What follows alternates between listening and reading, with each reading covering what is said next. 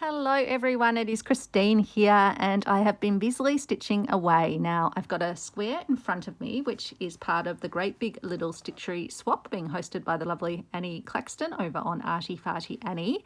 And this square I have specially made for Robin. Now Robin is a lovely stitchy friend from over the other side of the world. She has sent me the most delightful, beautiful stitchy swap square already, which is just pure delight. I haven't shared a video because Robin wanted it just to be for my own personal special collection, so that will be treasured absolutely by me. I thought I would share with you what I'm sending back to Robin. So I've taken the name Robin and I thought, yeah, I've got to do one of my little scrappy stitchy birds, so that was the starting point. Next up, I was thinking about what I knew about Robin, and so one of the things she had shared with me was that she spent her career focusing on books and particularly on 19th century American women writers and recovering and honouring them and their work. So I thought, yep, I've got to incorporate a book in this piece somehow. And you might have seen the piece that I made recently, which had a little bird with an envelope dangling from its mouth. So I thought, ooh, I can take that concept. I can use some of the things I've learned through that process and I can apply it to a little piece here. So I decided to go with some beautiful French General Bonheur de Jour fabrics. And I selected some in this beautiful cream and burgundy and green. The great thing about the fabrics is they all coordinate beautifully together. You can see I've got some around here which are also from the collection, and then I've got a bunch of little the smaller charm squares as well. So these in front here are the bigger charm squares, and then these are just little ones which I can just cut little bits out of, but still have even plenty from those little squares. So let me bring it up and I will show you what it looks like in a bit closer. So let's start from the top corner, and I have used some gold thread. I'm just seeing if I can see it in front of me here. So it's I think it was a Gutermann one, but it can't quite see the label, but oh no, maybe Scanfil metallic, but it's actually quite nice to work with. It doesn't tend to do that thing that other ones do where it pulls the sort of the outer coating off it. Again, I always work with short lengths and I work with a needle that is bigger than the thread so that the thread doesn't have the drag through the fabric.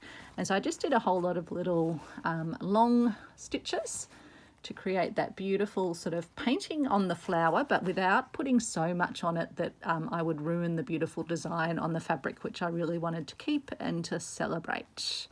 And then I just added 3 little burgundy beads as the centers of the flowers, just to give a beautiful dimensional effect. But yeah, I just love how the metallic almost looks embossed. I'm not quite sure how it will be coming out on camera, but yeah, it just creates a really lovely effect. You'll notice that I've done seed stitching where you just pop up and pop down and just in random sort of patterning. So I've done that all over to create a really beautiful, just feels really lovely to the touch. I was originally going to maybe outline the leaves, but I decided I didn't want to overdo it. So I'm still just trying to always practice moderation in my stitching. I added some just little pieces of lace, and so they've come from a piece of lace like this, and it's just amazing. You can use all sorts of different pieces. It had a scalloped sort of edge on it as well. Let me show you a full piece of it. So yeah, using part of the edging there, and then I also used this little feature on the breast of my bird. And then I used another little feature which would have come, yeah, just from this edging down there. So you can get multiple sort of patterns from a single piece of lace. So yeah, traveling across the top, we come over to just a little bit of a a crochet doily, so I love to keep just little bits and pieces. Even little pieces like this are just perfect. You can just work out where you want to add them to your piece. So one doily will give you a lot of interest. A little button from my vintage button collection, again in that beautiful sort of burgundy, almost luminescent. And then we come down to my scrappy bird. So I just cut out, usually I'll cut out the sort of the full shape of the bird in one fabric, and then I'll overlay the elements over the top.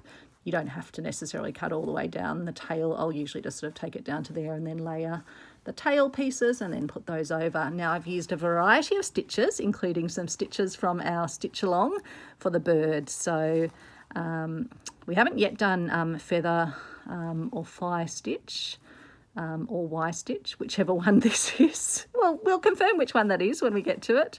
And then I used a chain stitch for outlining around that feather. And then I just used a regular running stitch, a regular back stitch around there.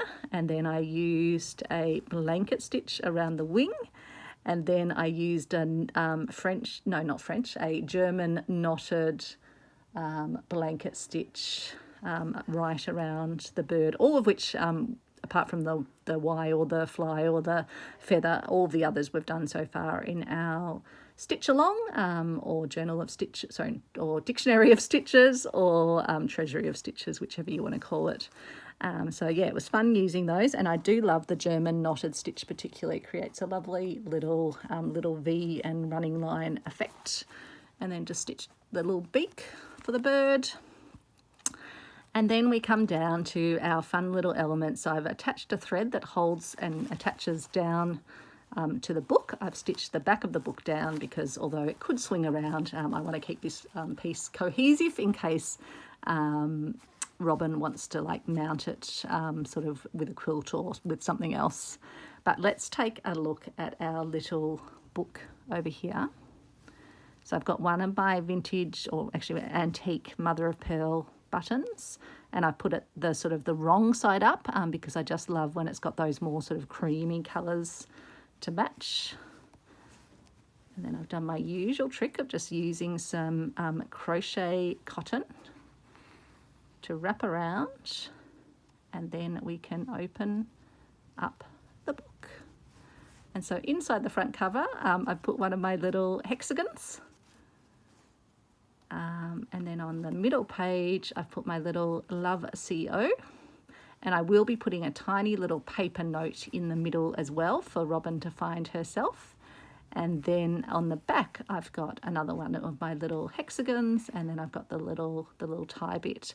So I just did that. The whites are created by just a single-sided sort of interfacing, woven interfacing fabric that you just iron on, and it just creates a nice seal. If I was to do it again, I'd probably actually I folded the tops and bottoms in. I'd probably actually fold in here because you can see there's a couple of fray bits, and I did start trying to see if I could sort of stitch over the edges, but yeah, it turns out it's a little bit fragile. So, but that's fine. I don't mind if it has a little bit of fraying on it. So that's the little book, which I think is incredibly sweet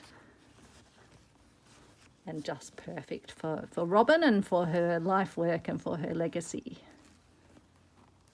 So that just ties up, and I'll just leave, a little bit of the thread poking out. So hopefully Robin, I'm sure she will discover that. I know lots of people say they're now always looking for what the little secret message compartment's going to be. And then, as I've mentioned, I've got seed stitching all the way around, and then I've got another bit of that lace down here, and then another bit of vintage crochet lace down here. And again, just kind of trying to balance. So there's sort of elements here, elements there. I felt I didn't need anything immediately around the head or anything over here because I want that flower to really sort of shine. So it's just having interest for the eye throughout. Now I better turn it over for Annie. She always loves to see the backs of things. So as you can see, there is a lot of stitching, including a bit of Travis hair that makes its way into... Better get rid of Travis hair. Although Robin's square that she sent me had the most beautiful version of Travis on it. It made me cry, actually. It did make me cry. It's just, yeah, so gorgeous. So yeah, the back, there is a lot of stitching. You can see the metallic threads, although not too much on the back because I was really keeping most of the stitches on the front. But yeah, I just love how you get the little shape of the bird, and you can just see where I've done particularly all the seed stitching all the way around, and then it's all stitched down at the sides as well. And then yeah, you can see where I've done the different stitches for the tail feathers. And that is my square for Robin. So I'm thrilled to get that off and on the way, and then I will be continuing on the list. So if you haven't received a square from me yet, please do not worry. I have my full list here, and I'm working it through. I'm not rushing though. I want to put absolute love and care and creativity into each and every piece. But I've got my schedule to make sure I get all my squares done by the end of August, and then move on to the next phase of squares after that, which will be at an even more sort of leisurely pace without a deadline per se. So I hope you enjoyed seeing that. Take care, everyone. Hope you're having a lovely day or a lovely evening. Bye.